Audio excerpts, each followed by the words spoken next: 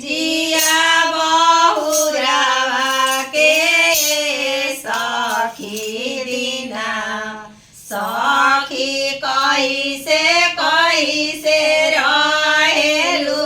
ससुरावा सखी कैसे कैसे रहेलु ससुरावा हो ना अरे बाबा हमरो ए सखी बजेले नियारावा सखी ससुर पापी ना धरे नियारावा हो ना सखी ससुर पापी ना धरे नियारावा हो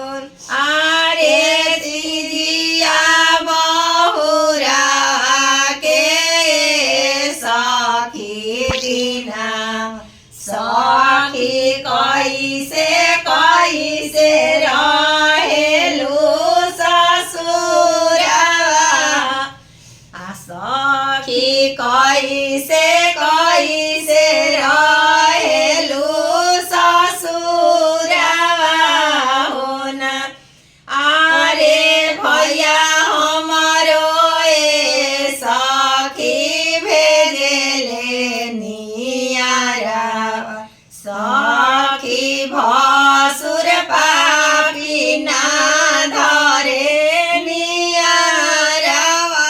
हो ना अरे भैया हमरो ए